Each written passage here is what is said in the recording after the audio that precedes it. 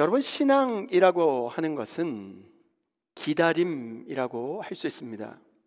결혼한 부부가 아이를 애타게 기다리고 임신을 하고 아이를 엄마가 10달을 기다려야만 그 아이를 받을 수가 있습니다. 농부는 씨를 심고 물을 주고 가꾸며 추수할 때를 기다려야 합니다. 노아가 하나님의 그 명령을 받고 노아의 방주를 짓지 않습니까? 노아가 방주에 있던 1년 동안 하나님도 기다리셨고 노아도 기다렸습니다. 신앙이란 기다림인 것 같아요. 조급한 사람은 좋은 신앙을 가질 수가 없습니다. 신앙이란 성숙을 위한 기다림이라고 할 수 있습니다. 신앙은 하나님의 때를 기다릴 줄 아는 것입니다. 하나님은요, 서두르지를 않으세요. 서두르는 법이 없습니다. 서두르지 않고 하나님의 때에 반드시 그 약속을 성취해 주십니다. 그런데 우리의 신앙생활에 있어서 가장 큰 적이 하나 있습니다. 그게 무엇일까요? 그것은 성급함, 조급함이 아닐까요? 가장 큰 적이 있다면 조급함과 성급함이 아닐까요? 기다리지 못하고 내 뜻대로, 내 판단대로 결정해 버리고 마는 것입니다. 그래서 기도 응답도 지금 당장 이루어져야 한다고 생각합니다. 기도 응답은 하나님께서 우리를 철저히 믿으신 이후에 기다림을 통해서 얻게 되는 게 바로 기도 응답이죠. 기도 응답은 바로 성숙해야 얻을 수 있는 것입니다. 그런 의미에서 기다림이라고 하는 것은 축복이기도 합니다. 또한 기다릴 수 있는 것이 축복인 것이죠. 소망이 있는 사람, 소망을 붙드는 사람은 진짜를 위해서 가짜를 취하지 않습니다. 어떤 말이냐면 랍스터를 먹기 전에 아무리 냄새가 좋다 할지라도 라면을 절대로 먹지 않는 것과 마찬가지입니다. 우리는 지난주에 있어서 한밤중에 젊은 여인에게는 위험천만한 그 타작마당을 뚫고 지금 보아스를 찾아온 룻에 대해서 말씀을 살펴보고 있습니다. 이 위험천만한 그 위험을 뚫고 한밤중에 남자들의 세력, 바로 남자들의 세계인 타작마당에 찾아온 룻과 보아스의 대화 가운데 하나님께서 어떻게 역사하시며 하나님께서 어떻게 그 자신의 일을 어떻게 이루어 가시는지 말씀을 통해 살펴보고자 합니다. 과연 하나님의 일하심을 잠잠히 기다린다는 것, 그것은 무엇일까요? 오늘 첫 번째 교훈은 이것입니다. 오늘 순종하면 내일 안식이 오리라. 함께 따라합니다. 오늘 순종하면 내일 안식이 오리라. 아멘 있습니까? 13절과 14절 말씀입니다. 아침까지 누워 있을지니라 하는지라 룻이 새벽까지 그의 발치에 누웠다가 사람이 서로 알아보기 어려울 때 일어났으니 보아스가 말하기를 여인이 타작마당에 들어온 것을 사람이 알지 못하여야 할 것이라 하였음이라. 보아스는 룻에게 어떻게 권면합니까? 지금 아침까지 누워 있을지니라. 그런데 룻이 어떻게 그 보아스의 말에 반응했을까요?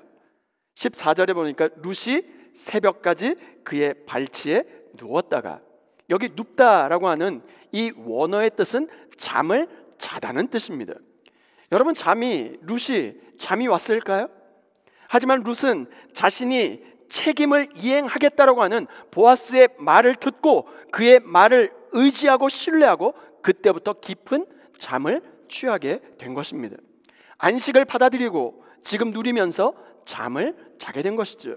하나님의 일하심을 잠잠히 기다린다는 것은 적극적으로 순종의 삶을 산다는 것을 의미합니다. 무서워서 순종하는 것이 아니라요, 나의 구속자, 기업 물을 자 되시는 주님의 구원의 은혜에 감격해서 적극적으로 순종하는 것입니다. 적극적으로 그 순종을 실행하면 어떤 일이 벌어질까요? 룻이 새벽까지 그의 발치에 누웠다가 무슨 말이었을까요? 보아스와 룻 사이에 어떠한 신체적인 접촉이 있지 않았음을 말씀을 통해서 분명히 알 수 있습니다. 룻은 새벽까지 지금 보아스의 발치에 누워 있었습니다. 그런데 이 발치라고 하는 이 단어를, 이 말을 반복적으로 사용하고 있는 이유가 무엇일까요? 그것은 바로 어떠한 보아스와 룻 사이에, 룻과 보아스 사이에 어떤 불미스러운 신체적인 접촉이 일어나지 않았음을 지금 강조하고 있는 것입니다. 무슨 말일까요? 순결과 거룩이 지속되었음을 알 수 있는 대목입니다. 보아스는 지금 술에 취해 잠에 취해 있습니다. 타작마당에 지금 들어와 누워있는 그 여인을 탐하지 않았다는 거예요. 어찌되었든 간에 이 위험천만한 타작마당에, 그리고 지금 한밤중에 보아스의 발치에 누워있는 지금 모압 여인, 이방 여인 룻의 그 표정을, 여러분 그 모습을 상상해 보시면 어떻겠습니까? 정말로 그나마 보아스의 따뜻한 온기 때문에 한밤중에 찾아왔던 그 새벽까지 한기를 녹일 수 있지 않았을까요? 그뿐이었을까요? 어디 몸만 따뜻해졌을까요? 룻의 마음 역시 정말로 그 따뜻함에 그 마음이 훈훈해져 있지 않았을까요? 새벽까지 발치에 누워있던 룻은 새벽에 일찍 일어나게 되었습니다. 14절 말씀입니다. 룻이 새벽까지 그의 발치에 누웠다가 사람이 서로 알아보기 어려울 때 일어났으니 보아스가 말하기를 여인이 타작마당에 들어온 것을 사람이 알지 못하여야 할 것이라 하였음이라. 룻이 새벽까지 그의 발치에 누웠다가 아주 이른 시간에 일어난 이유가 무엇일까요? 왜 사람이 알아보기 어려울 바로 그 시간에, 이른 시간에 일어났을까요? 14절 하반절에 어떻게 이야기하고 있냐면, 보아스가 말하기를 여인이 타작마당에 들어온 것을 사람이 알아보지 못하여야 할 것이라.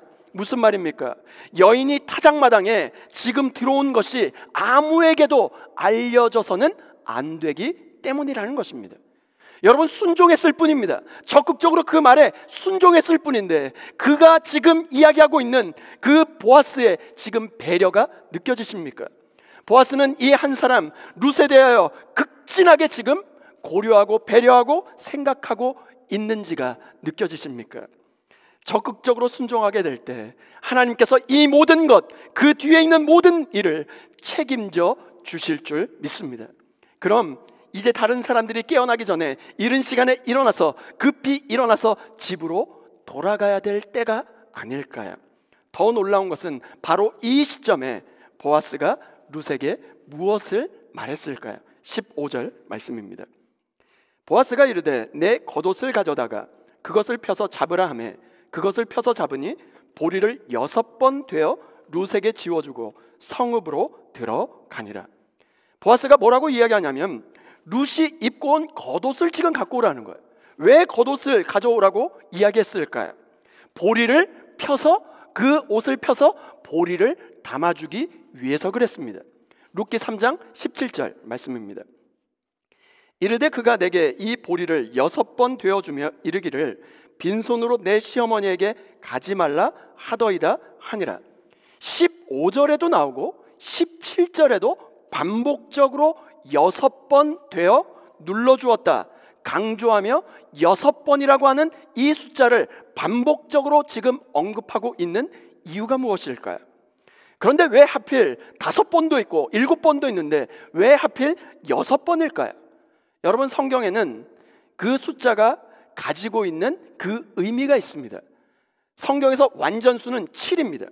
7은 완전한 숫자, 완성, 만족, 신적 충만의 개념을 가지고 있는 안식의 숫자가 완전수 7이었어요. 반면 숫자 6은 무엇을 상징할까요? 불완전함, 미완성, 부족함의 개념을 갖고 있는 게 6이었습니다. 그런데 6을 지나야만 7로 갈 수 있죠. 완전을 향하여 나아가는 숫자가 바로 6이 아니었을까요? 보아스는 룻을 통해서 지금 나오미에게 어느 정도의 실현 가능성, 즉 조건이 붙어있는 불완전한 그 성공을 룻이 이루었다는 메시지를 전해주기 위해서 지금 볼이 6번 되어서 지금 눌러서 지금 옷에 싸가지고 지금 보리를 보낸 것이 아닐까요? 7의 완전함을 향하여 나아가는 그 결심, 룻의 요청을 받아들일 그 결심, 그리고 현실은 어떻습니까? 다른 친족이 지금 기름 물을 자의 그 우선권이 주어진 그 현실에, 그 경계 앞에서 날이 밝기를 기다리고 있는 보아스의 초조한 그 마음이 지금 6의 바로 숫자에 담겨져 있다는 것입니다. 그런 의미에서 15절과 17절을 이해하는 그 키, 열쇠는 보리라고 하는 물질, 그리고 보리를 주었다, 이것이 아니라 바로 숫자 6, 바로 6에 담겨져 있는 것입니다. 요한복음 2장 6절과 7절에도 굉장히 중요한 구절이 있는데요, 거기에 유대인의 정결 예식을 따라 두세 통 드는 돌 항아리 6이 놓였는지라 예수께서 그들에게 이르시되 항아리에 물을 채우라 하신즉 아귀까지 채우니. 예수님의 첫 번째 이적 사건입니다. 가나 혼인 장치에서 정결 예식을 따라 두세 통 드는 돌 항아리 6이 놓였다라고 기록되어 있습니다. 예수님께서 물을 포도주로 바꾼 기적의 사건 역시도 두세 통 드는 물 항아리 6이 등장하고 있습니다. 물이 포도주로 바뀌는 그 기적의 사건은 지금 십자가 복음의 역사를 지금 기념하는 그 의미를 가진 기적의 사건이었어요. 종들에게 돌 항아리 6에 물을 채우라고 하셨어요. 그리고 혼인잔치의 기쁨이 끊어지지 않도록 만난 포도주를 물이 변하여 포도주가 되는 놀라운 기적의 사건을 보여주지 않으셨습니까? 그러나 예수님께서 십자가에서 죽으심으로, 주님이 완전한 7을 채워주심으로 바로 복음의 완성을 이루어 주셨습니다. 우리가 다시 살아날 수 있는 유일한 방법이 무엇일까요? 십자가에서 마지막 이루신 그 보혈의 피, 그 보혈의 피를 상징하는 포도주 예수의 피를 마심으로 인하여 우리의 텅 빈 삶이 채워질 뿐만 아니라 우리가 다시 살아날 수 있는 유일한 길이 열린 것입니다. 즉 보아스가 룻에게 준 그 보리 6대의 의미는 안식을 준비함을 의미하는 것입니다. 장차 엿새 동안 일을 마치고 7째 되는 날 하나님이 보시기에 심히 좋았더라 하는 안식과 마찬가지인 것입니다. 보리를 얼마나 주었는지는 실상 중요한 것이 아닙니다. 6번 되어 누르는 그 보리는 나오미에게 보내는 보아스의 구원의 사인, 구원의 상징이었던 것입니다. 이 사인이 의미하고 있는 것은 보리가 아니라 바로 6, 바로 6인 것이죠. 오늘 우리에게 주어진 6째 날은 무엇입니까? 하나님의 응답이 더딘 것 같아 답답해 하고 계십니까? 내 생각대로, 내 뜻대로 움직여지지 않아서 무정해 보이시는 주님 때문에 속상해하고 계십니까? 그렇다면 지금 우리는 6째 날을 지나가고 있는 것입니다. 조금만 더 가면 됩니다. 조금만 더 믿음으로 버티면 됩니다. 지금까지 왔는데, 이제 하나 남았는데 여기서 포기할 수가 없는 것입니다. 오늘 순종하면 내일이 안식이 찾아옴을 믿으시길 바랍니다. 오늘 우리에게 주어진 믿음의 싸움 가운데 돌 항아리 6에 물을 채워서 물이 변하여 포도주가 되는 주님의 기적을 만날 수 있기를 주님의 이름으로 축원드립니다.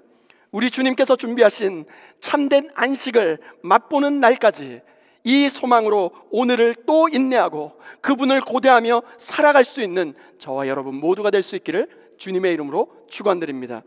보아스가 6번 보리를 퍼주며 나오미에게 전해준 그 메시지가 무엇이었을까요? 내가 곧 이 문제를 반드시 해결하고 너를 아내로 맞이할 것이다. 절대 이 기다림의 시간 끝에 반드시 내가 속히 다시 올 것이다. 이 약속을 믿으시고 오늘 순종의 발걸음으로 나아가 내일 안식을 경험할 수 있는 저와 여러분 모두가 될 수 있기를 주님의 이름으로 축원드립니다. 두 번째는 주님은 결코 쉬지 않으심을 기억하라는 것입니다. 18절 말씀입니다. 이에 시어머니가 이르되 내 딸아 이 사건이 어떻게 될지 알기까지 앉아 있으라. 그 사람이 오늘 이 일을 성취하기 전에는 쉬지 아니하리라 하니라. 룻이 드디어 타작마당을 떠나 그녀의 시어머니에게로 무사히 돌아왔습니다. 나오미는 그 모든 내용을 다 들었어요. 보아스가 6번 되어준 그 보리에 담겨져 있는 그 메시지를 듣는 그 순간 그 사람 보아스야말로 신랑 대신 구주 예수 그리스도가 되심을 깨닫게 되었습니다. 나오미는 불안해하는 룻을 위로하면서 격려하며 말을 이어갔습니다. 내 딸아, 이 사건이 어떻게 될지 알 때까지 이제 우리는 이 자리에 앉아서 기다리자. 우리는 할 바를 다 했으니 이제 그가 어떻게 하시는지 우리가 보자. 그 사람은 오늘 이 일을 성취하기 전에는 결코 쉬지 아니하리라. 아멘이십니까? 결코 쉬지 않으시는 주님이 우리 구주 예수 그리스도인 줄 믿습니다.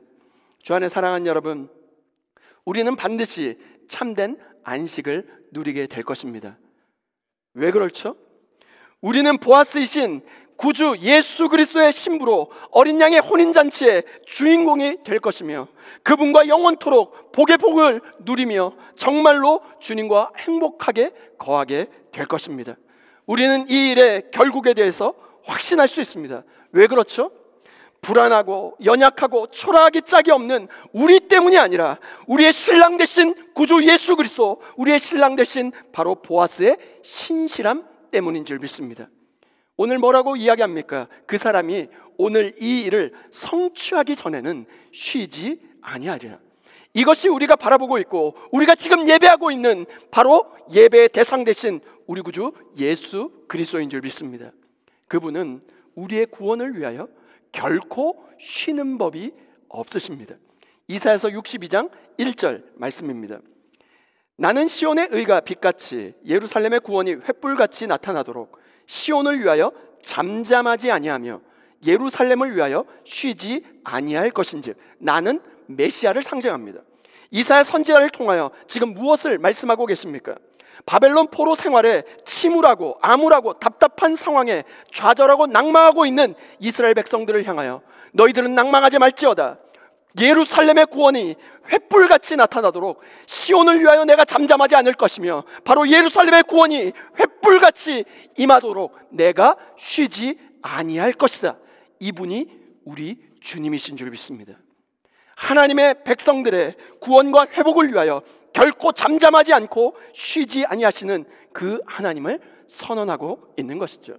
다시 돌아가서 룻이 한밤중에 그 위험천만한 그 타작마당으로 떠나고 나서 시어머니 나오미는 그 룻을 위하여 계속하여 기도하고 또 기도하지 않았을까요?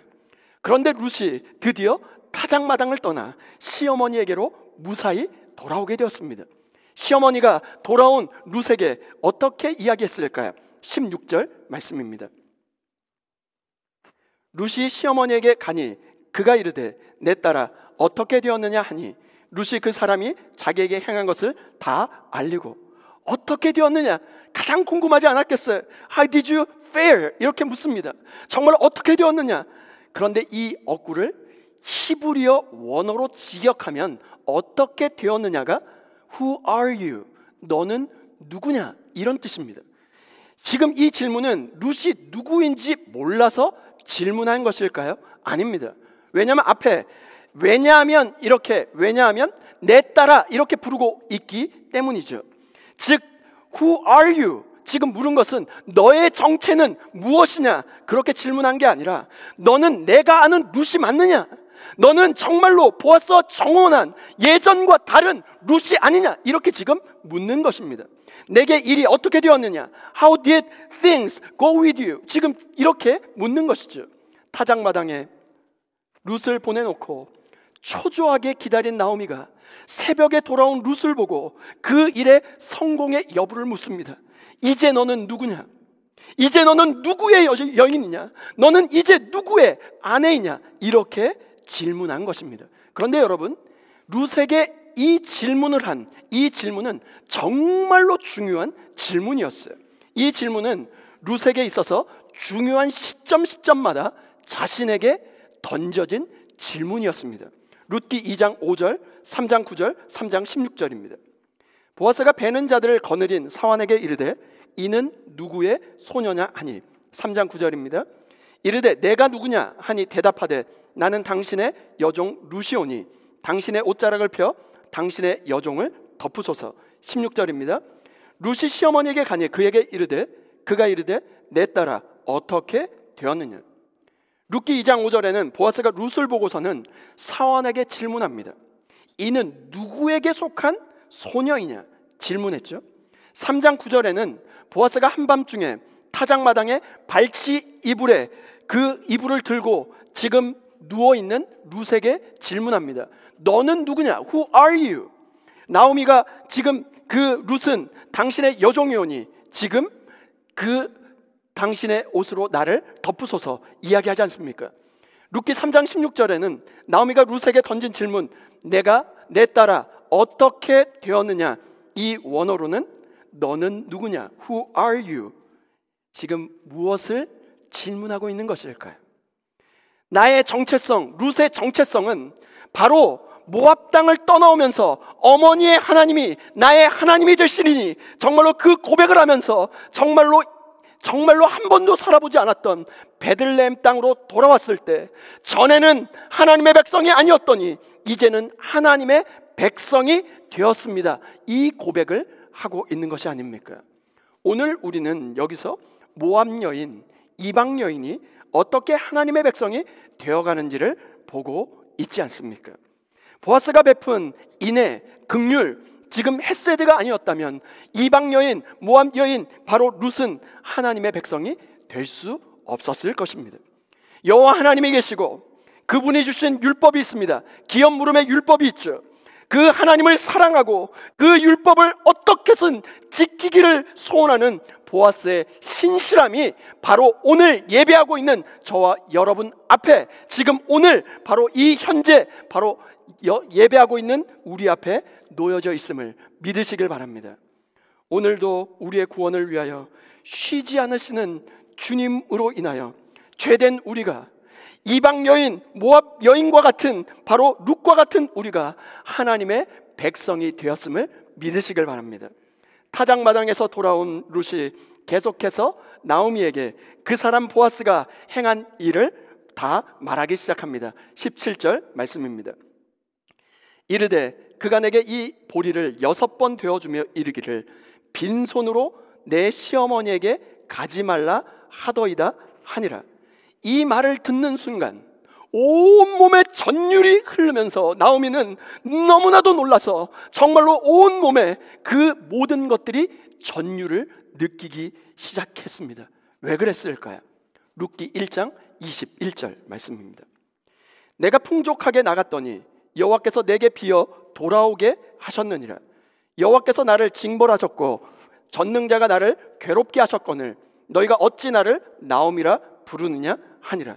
나오미가 모압 땅에서 남편 엘리멜렉을 잃었습니다. 두 아들을 잃고 모압 땅을 떠나 다시 베들레헴으로 돌아왔을 때 여인들에게 이야기했던 자신의 고백이었습니다. 내가 풍족하게 나갔더니 여호와께서 내게 비어 돌아오게 하였다. 그렇게 정말로 텅 빈 삶 그 자체였던 비어 자신의 텅 빈 삶을 고백하지 않았습니까? 그런데 룻기 3장 17절에서 보아스가 정확하게 그 단어, 똑같은 단어로 빈손으로 내 시어머니에게 가지 말라. 3장 17절에 나오는 빈손으로 라는 단어와 지금 1장 21절에 나오미가 사용했던 비어라는 단어가 똑같은 히브리어를 사용하고 있습니다. 이 말을 지금 누가 했습니까? 기업 물을 자, 구속자 보아스가 지금 말한 것입니다. 나오미는 룻이 보아스가 빈손으로 돌아가지 말라라고는 그 말을 전해 들었을 때 이것이 하나님의 응답임을 깨닫고 전율하지 않았을까요? 나오미와 룻이 그 삶이 어땠습니까? 텅 빈 삶 그 자체였습니다.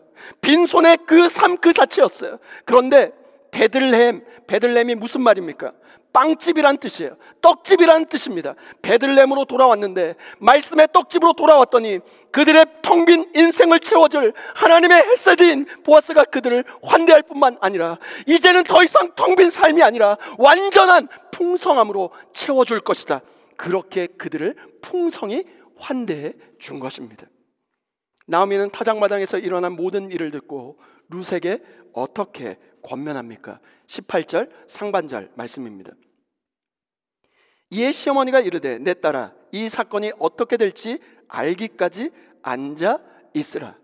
앉아 있으라로 번역된 동사는 히브리어 야샤브라고 하는 단어를 씁니다. 야샤브라고 하는 이 단어는 앉다, 남아있다, 머무르다, 거주하다는 뜻입니다. 가만히 머무르며 앉아있으며 잠잠히 기다리라는 것이죠. 이게 무슨 말일까요? 가만히 앉아서 기다리고 잠잠히 모든 하늘 일을 내려놓고 기다리며 지켜보라는 것입니다. 그런데 이 앉아 있으라는 이 야샤브라고 하는 히브리어 동사가 룻기 마지막 2장 23절 말씀에도 동일하게 사용되었습니다. 2장 23절 말씀입니다. 보리추수와 밀추수를 마치기까지 이삭을 죽으며 그의 시어머니와 함께 거주하니라. 룻기 2장과 룻기 3장, 그 2장과 3장을 함께 앉아있고 함께 함이란 이 주제로 마치고 있는 것이 우연일까요?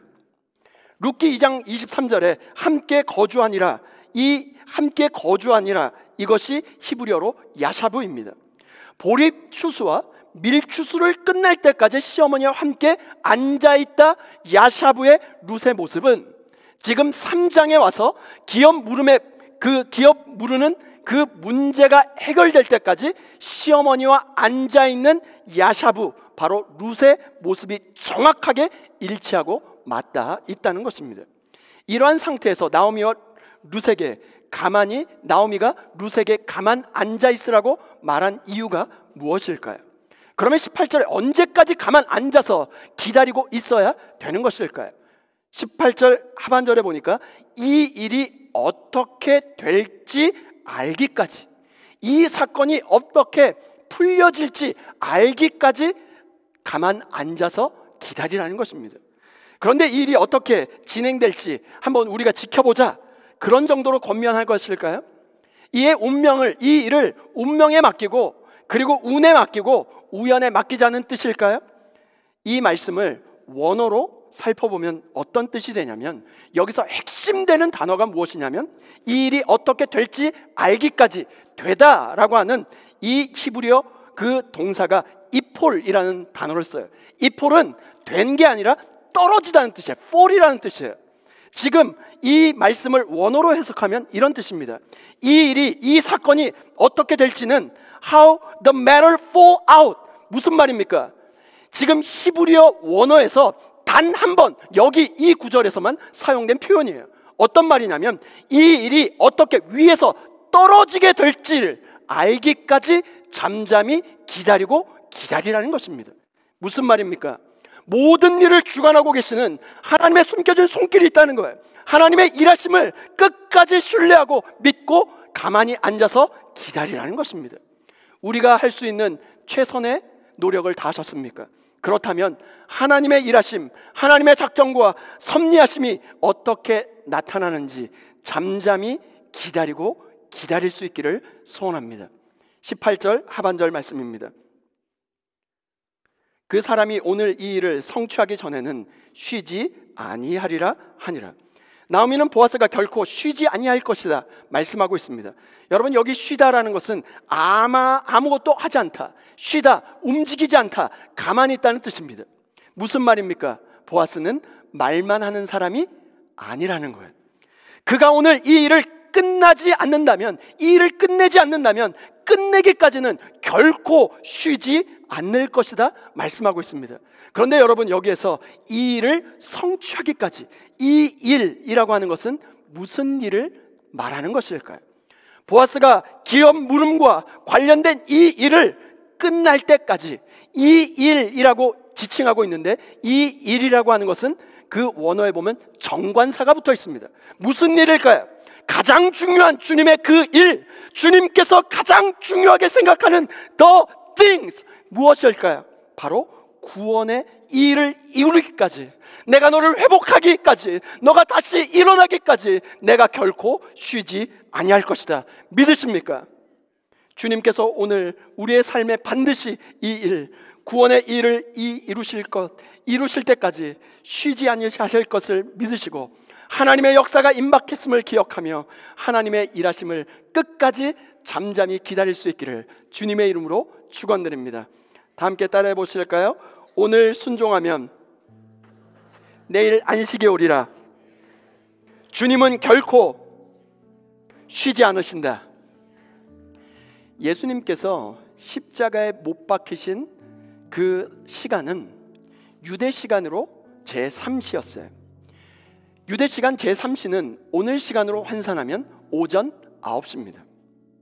마가복음 15장 33절, 34절, 37절에 보면 이렇게 기록하고 있습니다. 제6시가 되어 됨에 온 땅에 어둠이 임하여 제9시까지 계속하더니 제9시에 예수께서 크게 소리질러 지르시되 엘리 엘리 라마 사박다니 하시니 이를 번역하면 나의 하나님 나의 하나님 어찌하여 나를 버리셨나이까 하는 뜻이라. 37절에 예수께서 큰 소리를 지르시고 숨지시니라. 제6시가 되매 온 땅에 어둠이 임했습니다. 제9시까지 그 어둠이 계속 지속됐어요. 그리고 37절에 보니까 예수께서 큰 소리를 지르시고 숨을 거두게 되었습니다. 예수님께서 십자가에 달리신 시간이 제3시 오전 9시예요. 제9시는 오후 3시입니다. 몇 시간입니까? 십자가에 달리신 지 6시간 만에 숨을 거두셨다는 거예요. 많은 형을 집행해 보았던 로마 군인들조차도 예수님이 십자가에 달려 6시간 만에 숨을 거둔 정말로 이른 죽음에 대해서 깜짝 놀라게 되었습니다. 그래서 그 죽음을 확인하고자 정말로 이렇게 빨리 죽었단 말이야? 그러면서 예수님의 그 옆구리에 창을 찌르지 않았습니까? 건장한 성인이요, 십자가형에 처해지게 되면 무엇으로 숨을 거두게 되냐면 탈수 증상으로 숨을 거두게 되어 있습니다. 건장한 청년은 24시간에서 48시간, 많게는 3일 동안 그 십자가형에 그 끝내 정말로 그 견딘다고 합니다.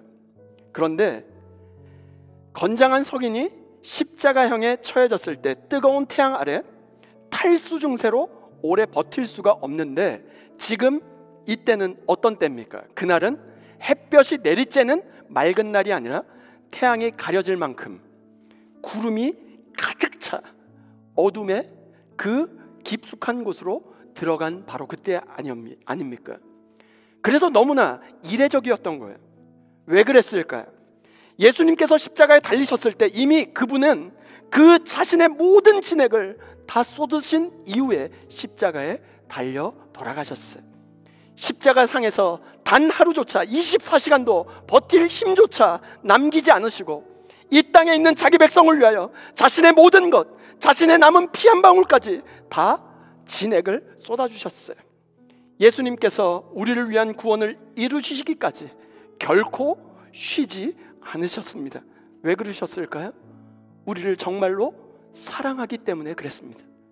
예수님께서 유월절 밤에, 전날 밤에 그 제자들의 발을 씻기시면서 어떻게 합니까? 세상에 있는 자기 사람을 사랑하시되 끝까지 사랑하신다라고 말씀하지 않았습니까? 오늘도 이 일을 완성하실 때까지 결코 쉬지 않으시는 우리 주님을 신뢰하십니까? 그렇다면 주저앉았던 자리에서 다시 일어나 믿음의 길, 순종의 길에 다시 서서 그 길을 묵묵히 걸어갈 수 있기를 주님의 이름으로 축원드립니다. 여러분, 이 마지막 언덕만 넘으면, 아니 이 구비를 넘어가기만 하면, 이 산, 이 고비만 넘어가기만 하면 우리 주님이 거기 계시며 우리에게 안식을 허락해 주실 줄 믿습니다. 이번 한 주 소망으로 인내하며 우리에게 맡겨주신 6째 날을 힘차게 살아내어 물이 변하여 포도주가 되는 기적을 맛볼 뿐만 아니라 보아스가 6번 보리를 퍼주면서 나오미에게 전해주었던 그 메시지와 같이 내가 곧 이 문제를, 이 일을 해결하기 위하여 너를 아내로 맞이할 것이다. 이 기다림의 끝에 반드시 내가 다시 속히 오리라.